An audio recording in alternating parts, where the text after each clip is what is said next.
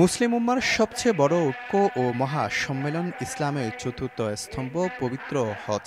আল্লাহ ও তার রাসূলের সান্নিধ্য অর্জনে প্রতিবছর গোটা পৃথিবী থেকে প্রিয় নবীর দেশে হজ পালনে যান লাখো ধর্মপ্রাণ মুসলমান। ঢাকার পর চট্টগ্রাম থেকে শুরু হজের প্রথম ফ্লাইট। সাদা পোশাকের হাজিরা দেশে থাকলেও তাদের মনের ইচ্ছে আর বাসনা পূরণে আল্লাহ ও রাসূলের কাছে নিজেদের উৎসর্গ করেছেন বহু আগে হজের নিয়তের পর থেকেই।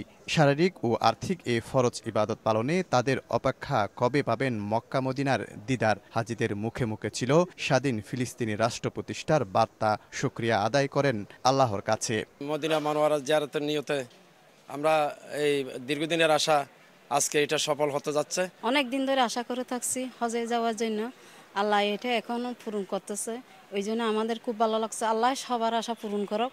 দেশের জন্য আর ফিলিস্তিনের জন্য আমরা চাই যেন দোয়া করবো, যেন ফিলিস্তিন যেন স্বাধীন রাষ্ট্র পরিচিত হয়।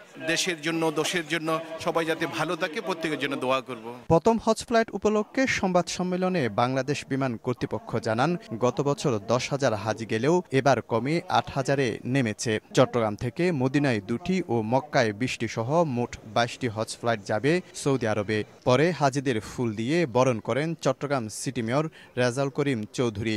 আপনাদেরকে আল্লাহ রাব্বুল আলামিন সুস্থভাবে যে হজ আপনাদের কপালে নসিব করেছে, যে জন্য আপনারা সুন্দরভাবে সমস্ত নিয়ম কানুন সমস্ত কিছু পালন করে আবার সুস্থভাবে দেশে ফিরতে পারেন, এটাই আল্লাহ রাব্বুল আলামিনের কাছে প্রার্থনা করছি।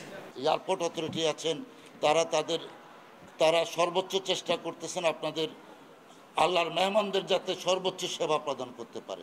ভবিষ্যতেও যাতে আমরা চট্টগ্রাম থেকে আরও ডেডিকেটেড ফ্লাইট বৃদ্ধি করতে পারি, সেই তৌফিক যেন আমাদেরকে দেওয়া হয়, সেটার জন্য দোয়া করবেন। 14 মে দিবাগত রাত 2:30টায় একে একে বিমানে ওঠেন হাজিরা। রাত 4টার দিকে 419 জন হজ যাত্রী নিয়ে চট্টগ্রাম শাহ আমানত বিমানবন্দর থেকে পবিত্র মক্কার উদ্দেশ্যে উড়ে যায় বাংলাদেশ বিমানের ফ্লাইটটি। শফিকুল আলম, সময় সংবাদ, চট্টগ্রাম।